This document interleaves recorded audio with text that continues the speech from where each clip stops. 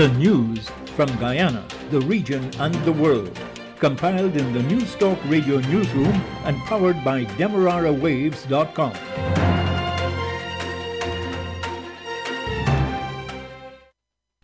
The news comes to you with the compliments of Eureka Medical Laboratories.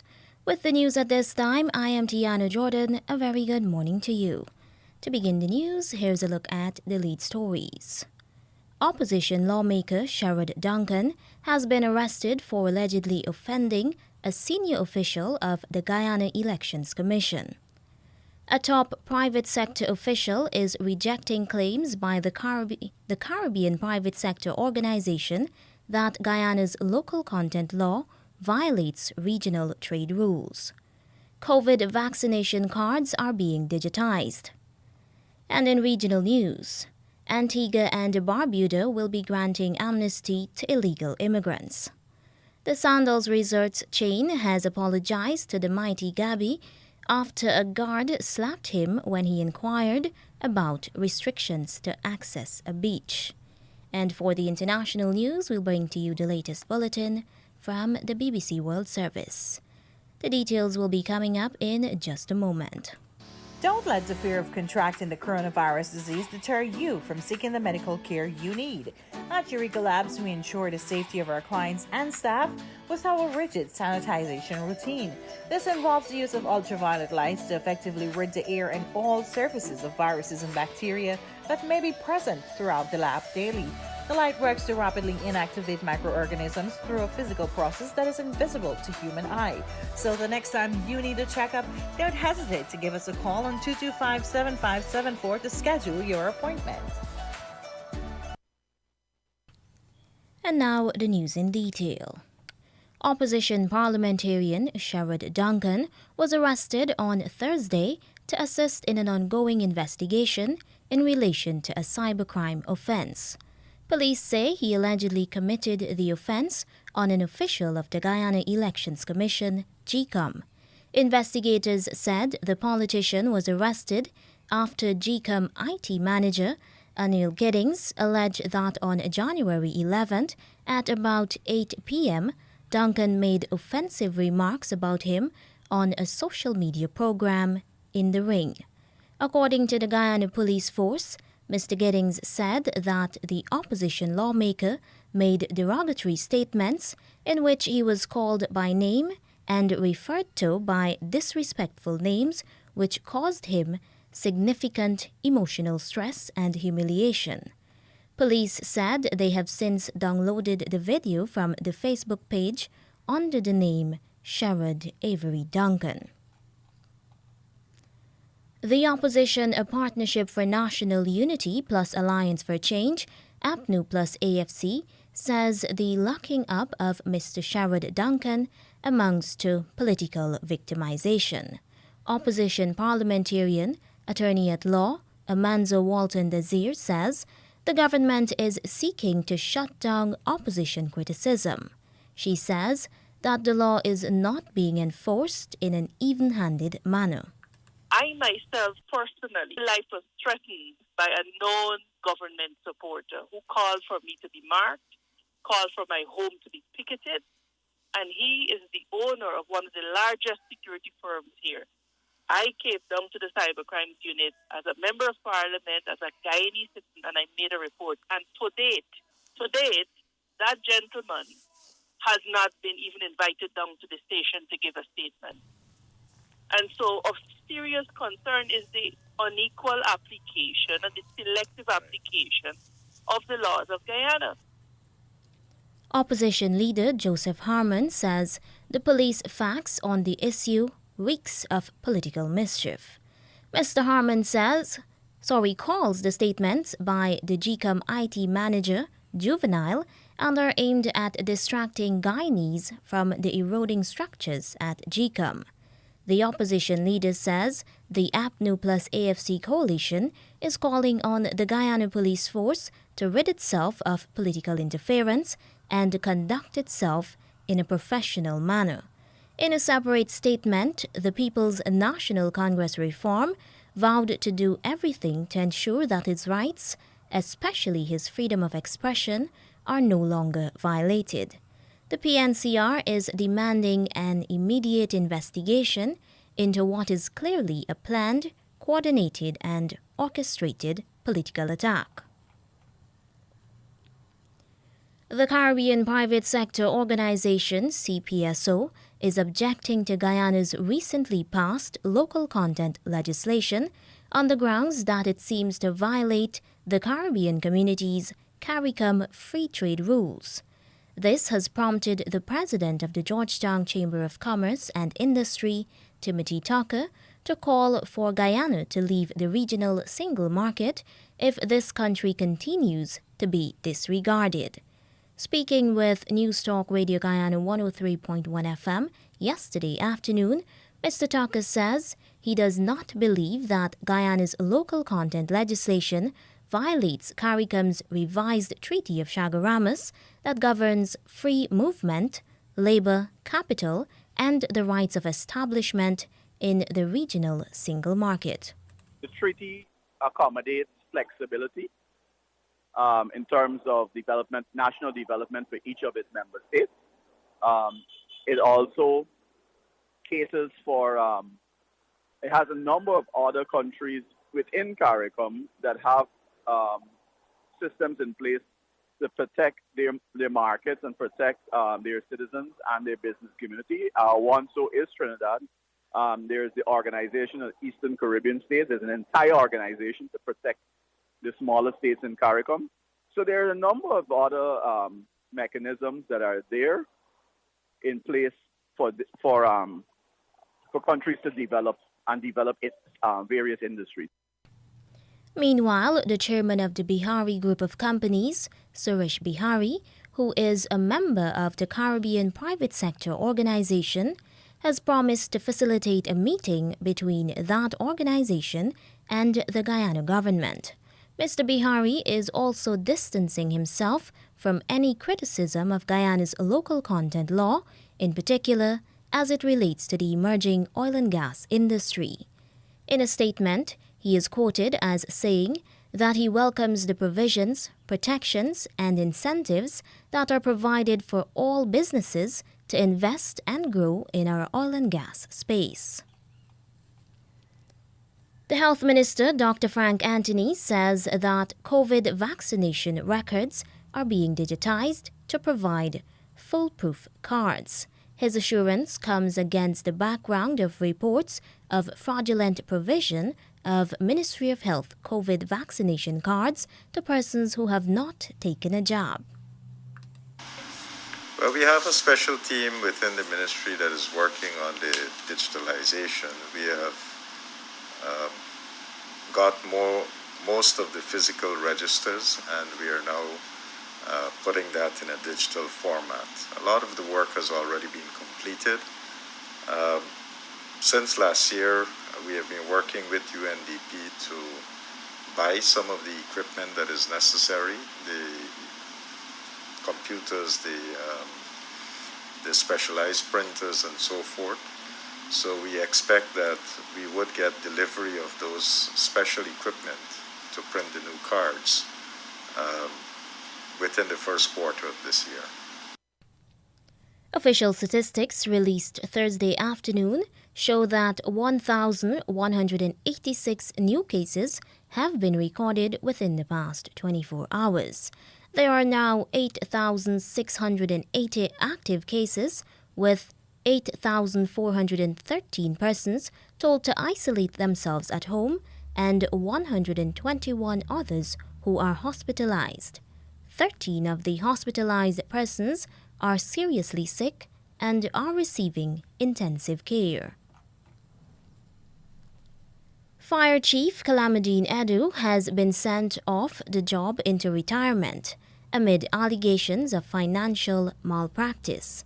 Mr. Edu told News Talk Radio Guyana 103.1 FM that he received a letter from Permanent Secretary of the Ministry of Home Affairs, May Thomas, informing him to hand over to Deputy Fire Chief Wickham. Asked about allegations of financial irregularities being leveled against him, he says an investigation will be conducted. Mr. Edu says that he will be proceeding on 60 days pre-retirement leave. Pressed on claims of financial malpractice, Mr. Edu says since taking up the job last year, he had requested an investigation into corruption at the Guyana Fire Service. He had been sent on leave several months ago amid claims that the response to the Brickdam police station fire had been tardy. Mr. Edu had resumed duty days after. And over now to regional news. Legendary West Indies captain Sir Clive Lloyd was Wednesday formally awarded his knighthood during an investiture ceremony performed by the Duke of Cambridge, Prince William, at Windsor Castle.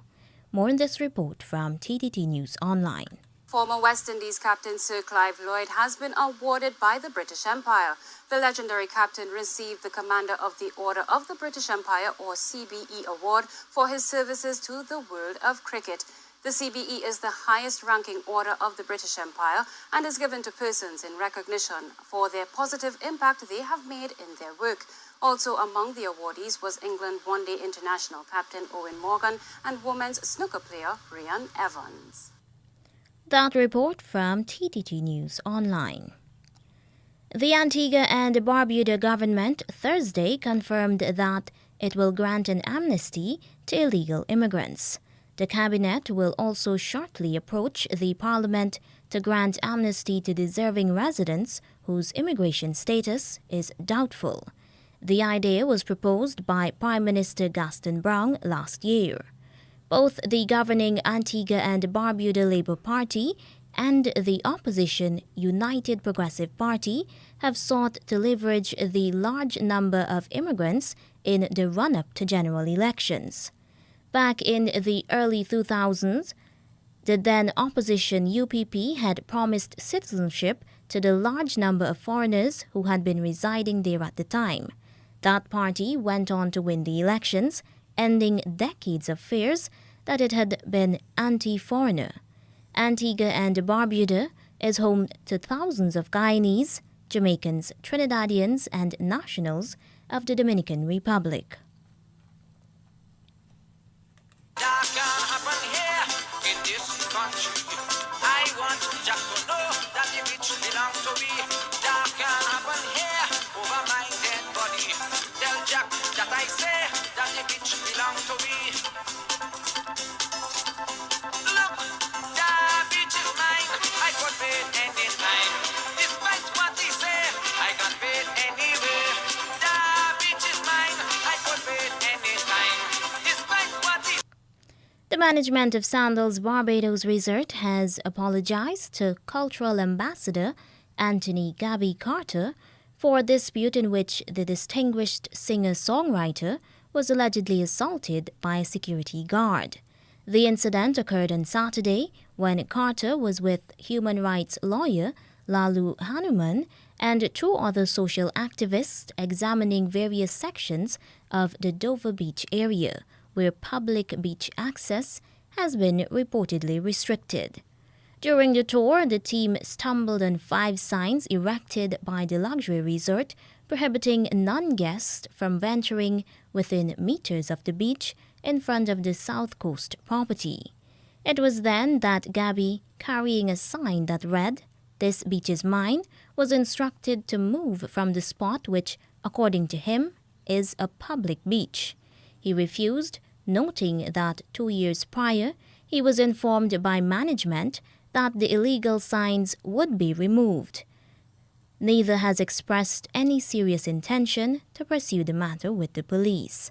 However, Gabby revealed that through Minister of Tourism and International Transport Senator Lisa Cummings, contact was made with Chairman and CEO of Sandals Resorts International, Adam Sturt, who offered an apology. The cultural icon revealed that the management of Amalgamated Security Services Limited, which provides security on behalf of the resort, promised to review security footage and interview the guard. They will then determine whether a public apology is warranted. And now for the international news, here's the latest bulletin coming from the BBC World Service. BBC News. Hello, this is Jerry Smith. The world's top men's tennis player Novak Djokovic has had his visa cancelled by the Australian government for the second time over COVID violations. From Melbourne, here's Phil Mercer. Novak Djokovic is facing deportation. We're expecting his legal team to mount some sort of legal challenge to seek perhaps an injunction in this. The Australian Immigration Minister Alex Hawke says that he's made that decision after careful consideration, looking at all the evidence. And in the end, the government is saying that there are compelling health and public interest grounds for stripping Novak Djokovic of his visa for a second time. In order to come to Australia, foreign nationals either have to be fully vaccinated, which Novak Djokovic isn't, or have a valid medical exemption. The Ukrainian government has suffered a major cyber attack on several of its websites, including the Ministries of Foreign Affairs and Education. A message on some of the websites said the data of Ukrainians has been made public and people should expect the worst. But the government said no data had been leaked. The BBC has obtained previously secret phone recordings thought to be of the late Tunisian President Zine El Abidine Ben Ali in the final hours of his rule. He was forced from power exactly 11 years ago by protests which marked the start of the Arab Spring. Amir Nada reports. The recordings begin on January 13th, by which time over 100 people had died in protests across the country. President Ben Ali is reassured by a man that we believe to be Tariq Ben Ammar, a leading media tycoon in Tunisia. He tells him that his television address to the nation was an historic comeback. But the next day, as protests intensified, Ben Ali takes his family to safety in Saudi Arabia. On landing, he learns from someone we understand to be his defence minister, Rida Guerrera, that if he returns, his safety cannot be guaranteed. Ben Ali died in 2019. The tapes have been analysed by forensic experts and played to witnesses who believe they are genuine. But their veracity has been strongly disputed by some, including Mr. Ben Ammar. A Roman Catholic bishop in India has been acquitted of raping a nun in a case that has split the country's small Christian minority. From Mumbai, this report from Yogita Lemerrier. Bishop Franco Mulakal had been accused of raping a nun 13 times. The nun had alleged that despite her complaints, no police action had been taken and even the church had failed to act against him. After protests by activists and fellow nuns, Franco Mulakal was arrested. While acquitting him, the judge said the prosecution had failed to prove the charges against him. The priest was seen weeping and hugging his lawyers after the verdict. One of the prosecutors has told the BBC that they will appeal in a higher court, saying justice has not been done. World News from the BBC. The Russian authorities have added two key allies of Russia's most prominent opposition figure, Alexei Navalny, to a list of people accused of being terrorists and extremists. They're Leonid Volkov, who's Mr. Navalny's chief of staff, and Ivan Dzhanov, who was the director of his anti-corruption foundation before Russia banned it last year. Neither now lives in Russia. Beijing has denied interfering in British politics after the UK Security Service warned that a prominent London-based lawyer was seeking to improperly influence MPs on behalf of the Chinese state. Christine Ching Koi Lee donated more than $500,000 to an opposition MP. Stephen McDonnell reports from Beijing. China's Foreign Ministry spokesman Wang Wenbin said that certain people are too obsessed with 007 movies. He denied the allegations from Britain's domestic spy service MI5 that the Communist Party has been using London-based solicitor Christine Lee to make covert payments to British parliamentarians as a way of buying political influence. He said the Chinese government called on British officials to refrain from hyping up this issue to serve their own motives. Wang Wenbin declined to answer questions from the BBC as to whether Christine Lee held Chinese citizenship or had ever worked for the Chinese government. South Korea and Japan say North Korea has fired an unidentified projectile into the sea off its east coast. Officials in Tokyo said it could be another ballistic missile. Pyongyang has ramped up its missile launches in recent weeks.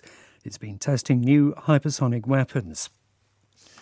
A tsunami warning is in place on the Pacific island nation of Tonga after an underwater volcano erupted, sending plumes of ash up to 20 kilometres into the air. Residents on the nearest islands have been told to stay indoors where possible. BBC News. The news came to you with the compliments of Eureka Medical Laboratories. A COVID-19 PCR test is now mandatory for many routine activities, including travel and return to work purposes. At Eureka, our trained and experienced staff will ensure confidentiality while your test is conducted in a professional and timely manner, which results in just 48 hours. So the next time you require an efficient and hassle-free PCR COVID-19 test, call 624-8378, 608-8378, or 623-7233 to schedule your appointment. You can also ask about our house call testing service. And now to end the news, here is a recap of the leads. Opposition lawmaker Sherrod Duncan has been arrested for allegedly offending a senior official of the Guyana Elections Commission. A top private sector official is rejecting claims by the Caribbean private sector organization that Guyana's local content law violates regional trade rules. COVID vaccination cards are being digitized. And in regional news, Antigua and Barbuda will be granting amnesty to illegal immigrants. And the Sandals Resorts chain has apologized to the mighty Gabby after a guard slapped him when he inquired about restrictions to access a beach. And that's the end of the news.